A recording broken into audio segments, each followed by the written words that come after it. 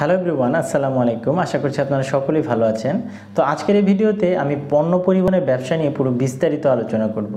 দেখুন, এই ব্যবসাটিতে একটু রিস্ক বেশি থাকলেও লাভ কিন্তু প্রচুর রয়েছে। আপনি যদি ব্যবসাটি খুব ভালোভাবে করতে পারেন তাহলে লাভ কিন্তু আপনি খুব ভালো করতে পারবেন। আর এই ব্যবসাটি সম্পর্কে আজকে পুরো বিস্তারিত আমি আলোচনা করব। তাই একটু কষ্ট করে পুরো ভিডিওটি আপনারা দেখবেন, আমার কথাগুলো শুনবেন, আমাকে না দেখেন পুরো ভিডিওর কথাগুলো শুনবেন। আশা করছি এই জিনিসটা সম্পর্কে আপনাদের কোনো কনফিউশন থাকবে না, সব কিছু বিষয় আপনাদের আজকে ক্লিয়ার হয়ে যাবে। আর আপনি যদি আমার চ্যানেলে ফার্স্ট হয়ে থাকেন অথবা আমাকে ফার্স্ট দেখে থাকেন তাহলে অবশ্যই আমার চ্যানেলটি সাবস্ক্রাইব করে রাখবেন। চলুন তাহলে শুরু করা যাক আমার আজকের ভিডিওটি।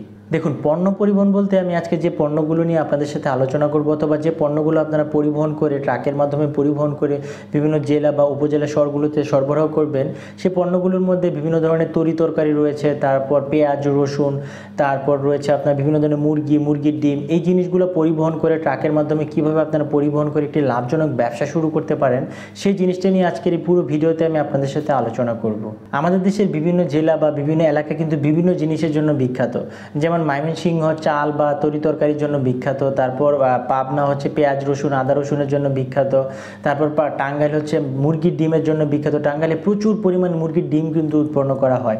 এইসব জায়গা থেকে আপনি কিভাবে ট্রাকের মাধ্যমে পণ্য পরিবহন করে ঢাকায় নিয়ে আসবেন, কারণ ঢাকায় এইসব পণ্যের প্রচুর পরিমাণ চাহিদা রয়েছে। যেমন চাহিদা রয়েছে সেই তুলনায় কিন্তু আপনি পণ্যের যোগান প্রতিদিন আসছে না, তাই এই পণ্যের দাম কিন্তু ঢাকাতে প্রতিনিয়ত বাড়ে। তাই আপনি যদি ভালো যোগান দিতে পারেন তাহলে একটা ভালো ব্যবসা কিন্তু করতে পারবেন। তবে ঢাকাতে যখন আপনি মাল নিয়ে আসবেন তার আগে আপনাকে এমন একটি দোকানঘর ভাড়া নিতে হবে যেখান থেকে আপনি সমস্ত প্রোডাক্টগুলো আপনি বিভিন্ন জায়গায় অথবা বিভিন্ন দোকানে ডিস্ট্রিবিউট করবেন। এমন একটি বাজার আপনাকে সিলেক্ট করতে হবে যে বাজার থেকে আপনি আপনার প্রোডাক্টগুলো সাপ্লাই করবেন বিভিন্ন জায়গায়। এখন কথা হলো কিভাবে আপনি ট্রাকে করে পণ্য আনবেন। প্রথমে যেসব জায়গায় এসব পণ্য উৎপন্ন হয় সেসব জায়গায় উৎপাদনকারীর সাথে অথবা যারা সেলার অথবা যারা এইসব পণ্যগুলো উৎপাদন করছে তাদের সাথে যোগাযোগ করুন, যাতে করে তাদের কাছ থেকে পাইকারি দামে আপনি এই প্রোডাক্টগুলো অথবা এই মালগুলো কিনে আনতে পারেন। মাল কিনা হয়ে গেলে এবার আপনাকে একটি ট্রাক ভাড়া করতে হবে, অথবা আপনার যদি নিজস্ব কোনো ট্রাক থাকে তাহলে সেই ট্রাকের মাধ্যমে আপনি ওই পণ্যগুলো পরিবহন করে বিভিন্ন বড় বড় ডিস্ট্রিক্ট অথবা তারপর বড় বড় উপজেলা শহরগুলোতে আপনি নিয়ে যেতে পারেন।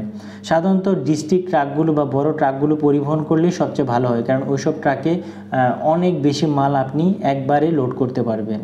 ট্রাকে যখন আপনি পণ্য পরিবহন করে নিয়ে আসবেন তখন আপনাকে কিছু জিনিসের উপর খুব বেশি সতর্ক থাকতে হবে। আর এটা শুনতে খারাপ লাগলেও জিনিসটা আসলে বাস্তব। আপনাকে ট্রাকের যে সিন্ডিকেট রয়েছে অথবা এইসব যারা এই সিন্ডিকেটটা মেনটেন করে তাদের সাথে আপনার অবশ্যই কথা বলতে হবে, যাতে পণ্যের ট্রাকগুলো কিন্তু সবসময় রাতে পরিবহন করা হয় এবং রাতেই কিন্তু সবচেয়ে বেশি ঝামেলা হয়। তবে তাই তাদের সাথে কথা বলে নিতে হবে যাতে রাতে কোথাও আপনার গাড়িকে তারা না আটকায় অথবা কেউ যাতে না আটকায়।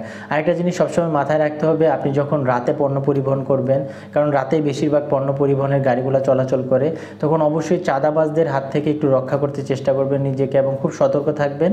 তবে আপনি এই ব্যবসাগুলো করে সফল হতে পারবেন, কারণ আপনি যদি একটা প্রোডাক্ট আনতেই আপনার যদি সব টাকা খরচ হয়ে যায়, ট্রাকে যদি আপনাকে বিভিন্ন জায়গায় অনেক টাকা দিতে হয়, সেক্ষেত্রে আপনি আপনার প্রোডাক্ট আমদানি করে কিন্তু খুব ভালো একটা ব্যবসা করতে পারবেন না। তাই আপনাকে এই জিনিসগুলো একটু মাথায় রাখতে হবে।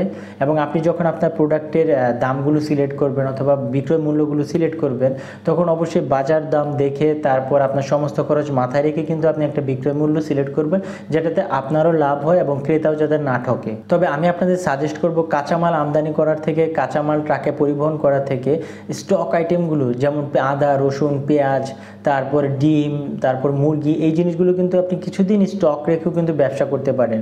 এই জিনিসগুলো কিন্তু খুব বেশি তাড়াতাড়ি পচে না অথবা খুব বেশি তাড়াতাড়ি নষ্ট হয় না, কিন্তু কাঁচামালগুলো অথবা কাঁচা তরি তরকারি কিন্তু খুব তাড়াতাড়ি নষ্ট হয়ে যায়। তাই কিছু জিনিস যদি আপনি স্টক করে ব্যবসা করতে পারেন তাহলে আপনি স্টক ব্যবসা কিন্তু ভালো একটা ব্যবসা, স্টক করে কিন্তু আপনি ভালো একটা ব্যবসা করতে পারবেন। তাই এই জিনিসটাও কিন্তু আপনি একটু মাথায় রাখবেন যখন আপনি ব্যবসা করবেন অথবা পণ্য পরিবহন করবেন। তবে অবশ্যই আপনি যেটাতে লাভ বেশি হবে সেটাই আপনি সবার আগে করবেন। তবে স্টক ব্যবসা একটু লাভ বেশি তুলনামূলক কাঁচা বাজার থেকে, কাঁচা তরি তরকারি আমদানি থেকে স্টক ব্যবসায় লাভটা একটু বেশি। তো প্রিয় ভিউয়ার্স, এই ছিল আমার আজকের মতো ভিডিওটি। এটি একদমই ছোট একটি ভিডিও এবং ছোট একটি আইডিয়া, যদিও এটি কোনো আইডিয়ার মধ্যেই পড়ে না, তবে অনেকেই কিন্তু ব্যবসাটা করছে। আমার চেনা পরিচিত অনেক মানুষ আছে এই ব্যবসাটা করছে, বিধায় আমি আপনাদের এই আইডিয়াটা দিচ্ছি। তো আমার ভিডিওটা যদি ভালো লাগে অবশ্যই ভিডিওটা আপনার বন্ধুদের সাথে শেয়ার করে দিবেন এবং ভিডিওটির নিচে কমেন্টস করে জানাবেন ভিডিওটি কেমন লাগলো, কোন ধরনের ব্যবসার ভিডিও আপনারা পেতে চান, এই জিনিসটা একটু কমেন্টস করে জানাবেন। আর অবশ্যই আমার চ্যানেলটা সাবস্ক্রাইব করে রাখবেন। ধন্যবাদ সবাইকে।